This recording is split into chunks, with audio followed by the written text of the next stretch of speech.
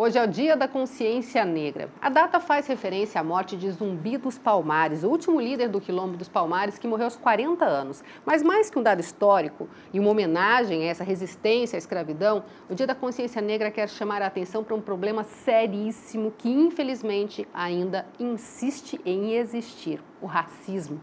Para conversar com a gente sobre isso, nós convidamos o professor Delton Felipe, que é pós-doutor em História. Tudo bem, professor? Tudo ótimo. Bom, por mais que se fale, por mais que existam leis, por mais que tenham campanhas, por que, na sua opinião, é tão difícil enfiar na cabeça das pessoas que a cor da pele não muda nada? O difícil é enfiar na cabeça das pessoas, como você diz, ou fazer com que as pessoas tenham consciência de que a cor da pele é uma característica de diferença e essa diferença não pode ser tratada com desigualdade. Nós temos uma longa história de diferenças que são tratadas com desigualdade. Então, logo, o sujeito que é diferente por sua cor da pele, por seu sexo, orientação sexual, muitas vezes ele é visto como um sujeito da desigualdade. E aí, as pessoas vão ter que entender que, historicamente, determinados sujeitos foram tratados com desigualdade, mas a sua diferença não pode ser sinônimo, e reconhecer isso. Nós temos uma dificuldade de reconhecer, muitas vezes, que nós temos uma história no Brasil que é uma história violenta com a população negra, uma história que foi construída a partir da escravização dessa população negra por mais de 350 anos. Depois, essa população negra ela ficou à margem da sociedade, morando nas regiões de menor estrutura, tendo os piores empregos. Isso faz com que dias como o Dia da Consciência Negra nos leva a pensar como está a população negra na sociedade. E, acima de tudo, nos leva a pensar, será que a população negra ocupa o mesmo espaço de humanidade que outras populações?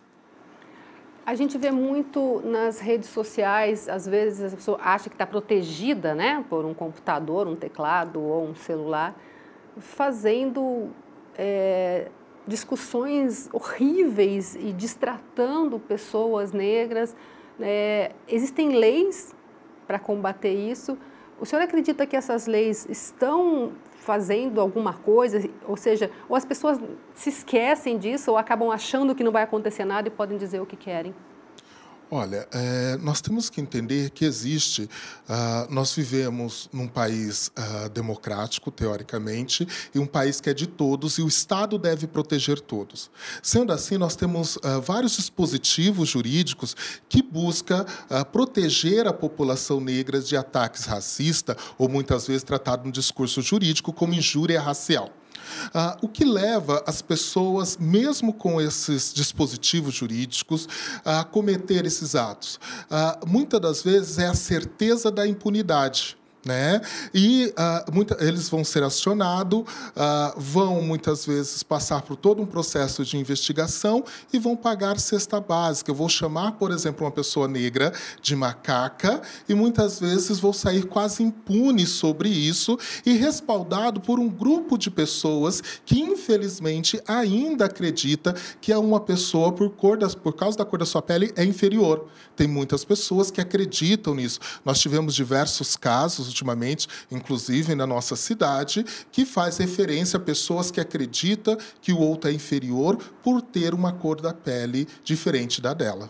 Você acredita que isso já está impregnado em muita gente e que, às vezes, a pessoa, não digo não saber o que está fazendo, porque sabe, não é possível que não saiba, mas, às vezes, está tão impregnado já historicamente que a pessoa acaba cometendo esses atos tão horríveis? Eu não acredito que as coisas estejam impregnadas na pessoa, mas é fundamental nós chamarmos a atenção. Nós temos no Brasil uma estrutura racista. Nosso país foi construído a partir da hierarquização vinculada à cor da pele. A população negra chegou aqui em situação de escravidão. Sendo assim, nós temos o que nós chamamos de racismo estrutural. Esse racismo estrutural faz com que as pessoas, por mais que elas sejam educadas, na hora de um conflito, na hora, muitas vezes, de não perceber que estão sendo vigiadas, elas cometam determinados atos racistas. Tanto é que nós entendemos que no Brasil nós temos o tipo de racismo, que é esse racismo objetivo, agressivo, que é muito fácil você apontar para a pessoa e dizer, olha, você está sendo racista. Mas, diariamente, a população negra sofre com outro tipo de racismo, que é aquele racismo que nós chamamos de racismo intersubjetivo. São aqueles comentários sobre o cabelo, sobre a questão, nossa, cabelo ruim. Nossa, você... Qual é o cabelo bom, né? Qual é o cabelo bom? Nossa, por ser negro, você até que é bonito, né? Negro de alma branca, né? Nossa, você é um negro inteligente. São esses comentários que têm uma percepção e têm uma base, uma mentalidade racista. Então, uma das questões que nós trabalhamos é fundamental, primeiro, nós questionarmos esse racismo estrutural, e aí, nesse racismo estrutural, nós vamos precisar de instituições como universidades, escola, a mídia também combatendo e tendo uma representatividade positiva da população negra. Uma outra situação, quando essa educação não é suficiente, porque racismo, diferente do que muita gente diz, racismo não é só falta de conhecimento, não é só falta de informação. Racismo, muitas vezes, é maldade, é crueldade. Aí, sim, nós precisamos que o Estado, a partir de todo o seu arcabouço jurídico, ele entre com uma ação e puna de forma severa esse sujeito. Né? Nós não podemos deixar que as pessoas ofendam a outra pela cor da pele, não permita que a outra pessoa esteja num espaço social pela cor da sua pele, ou mesmo não dê emprego a uma pessoa por causa da cor da sua pele.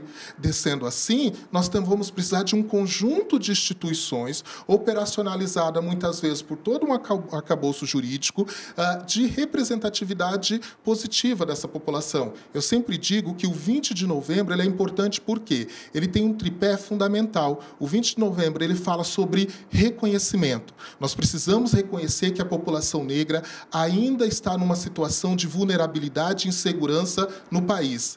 Nós temos a ideia de reparação. A população negra precisa ocupar determinados espaços, como, por exemplo, as instituições universitárias. Nós precisamos, por exemplo, que as instituições universitárias adotem cotas raciais, eu como um grande defensor das cotas raciais, para ter mais médicos negros, advogados negros, para as pessoas não achar que negro só serve para limpar ou estar em espaço de serviço. E valorização. Valorizar a cor negra, valorizar a cultura e valorizar toda a representatividade e a formação da população negra no Brasil. Porque o Brasil ele não teve a contribuição da população negra. Não existe Brasil sem a população negra. Muito legal isso. E, inclusive, o respeito também à cultura diferente, né? Porque tem um trabalho de conclusão de curso de um aluno meu que fala sobre uma religião afro e uma senhora dá um depoimento dizendo que ela, às vezes, anda de turbante na rua porque ela gosta, é uma característica da cultura dela. E as pessoas falam, nossa, que bonita a sua fantasia, né? E não é uma fantasia, né? É fundamental nós entendermos o seguinte, ninguém é obrigado a saber tudo, ninguém é obrigado a entender tudo, mas nós somos obrigados a respeitar. Exatamente. Nós somos obrigados a respeitar o outro no significado que ele dá. Por exemplo, o turbante na cabeça de uma mulher negra, na cabeça de um homem negro, esse turbante ele não é um enfeite, ele não é um adereço de moda, esse turbante é ancestralidade. É resistência, é memória. Esse turbante tem toda uma história. Você não precisa saber dessa história, mas você precisa respeitar o sujeito. Entendo que muitas vezes, por uma questão de formação, nós temos os nossos limites, mas isso necessariamente não significa que eu devo desrespeitar o outro. E olha que eu estou usando o termo respeito, não tolerância.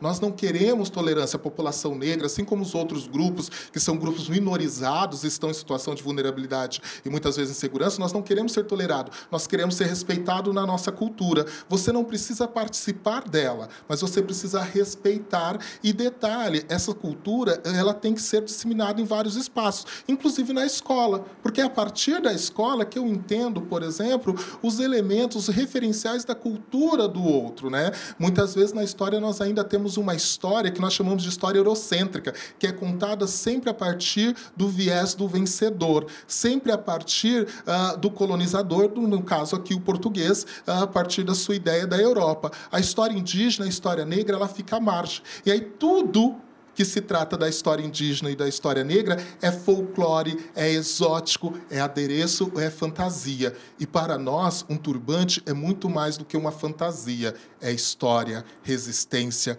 memória, é existência. Exatamente. E você falou de uma coisa muito importante, professor, que é dentro das escolas e de preferência bem lá no comecinho, né? Porque a gente vê vários relatos de crianças que trazem o racismo de casa, né? E ninguém nasce racista. Então, a escola trabalhando isso pode ser, aí, de repente, uma luz para que se mude tudo isso, né? Essa sua fala é importante para a gente chamar a atenção para dois aspectos. Primeiro, hoje nós estamos no 20 de novembro, Dia da Consciência Negra, e nós não podemos limitar falar sobre a situação da população negra somente no 20 de novembro. Nós precisamos falar, retratar, diagnosticar e discutir a situação dessa população no decorrer de todos os dias, no decorrer de todo o ano. Né? A escola ela é fundamental para isso, e isso deve sim começar na educação infantil. Por exemplo, é preciso começar com a literatura infantil, mostrando personagens negros em situação de protagonismo. Eu sempre faço a referência a um livro, que é o da Ana Maria Machado, Menina Bonita do Laço de Fita, que é um livro que tem uma criança negra. Você tem noção como as crianças ficam impactadas quando eles percebem que a menina bonita é uma menina negra? E falo isso por quê? Porque, historicamente, a mulher negra não foi colocada no espaço de beleza no Brasil. É só você perceber como as mulheres negras, até pouco tempo, tinham uma dificuldade de encontrar base ou de encontrar produtos chamados de beleza. Por que tinha dificuldade de encontrar produtos chamados de beleza? Porque elas não eram vistas ou entendidas como bela. Ela era colocada dentro de outros estereótipos. Então, na educação infantil, isso é fundamental. No ensino fundamental e médio, nas universidades, formar professores e professoras com uma consciência para a diversidade, formar professores e professoras que têm a possibilidade de trabalhar com essas questões. Trabalhando no Núcleo de Estudos Afro-Brasileiro da Universidade Estadual de Maringá, uma das reclamações que nós recebemos é: professor, eu não tenho instrumental, eu não tenho formação para isso. E aí a gente nos dobramos, a partir dos vários pesquisadores e pesquisadoras que tem lá, para ir buscar e dar formação para esses professores, começando da infância. Por exemplo, olha o imaginário que nós formamos sobre a população negra. Quando você fala que essa criança parece um anjo, e eu peço para você descrever essa criança, a maioria das pessoas descreve uma criança branca ou uma criança loira. De olho azul. Não pensa numa criança negra. Ou seja, a criança negra, ela não pode ser um anjo? Há uma impossibilidade? Que tal a gente diversificar o que nós entendemos por anjo? Que tal a gente diversificar ou retirar determinadas falas como cor da pele, lápis cor da pele? O que é um lápis cor da pele? Na pele de quem? Na pele de quem? Exatamente. São elementos fundamentais que nós discutimos no espaço escolar, e se a gente faz essa discussão desde o fundamental, provavelmente quando chegar na adolescência ou na vida adulta, essa pessoa, o racismo, já não vai mais fazer parte da formação dessa pessoa. Mas lembrando que a escola sozinha não dá conta dessa discussão. Nós precisamos que essa discussão seja feita em casa, com os pais comprando literatura para essas crianças, aprendendo pedindo, ensinando o outro a respeitar, da universidade, da mídia. Nós precisamos de uma série de instituições trabalhando junto com a escola para a gente amenizar o racismo. E aí, eu sempre digo que numa sociedade racista, utilizando uma fala de uma grande intelectual norte-americana, Angela Davis, que diz que numa sociedade racista como a nossa, nós não devemos só não ser racista, nós precisamos ser antirracista, que é: eu não devo aceitar o racismo cometido pelo outro. Não é só eu não cometer o racismo, mas não deixar que o outro faça. E se o outro fizer, alerte esse outro que a postura dele é uma postura racista, que não é uma postura legal, que ele está ferindo o outro e machucando o outro. Com certeza. Professor, muito obrigada pela sua participação aqui com a gente, viu? Eu que agradeço.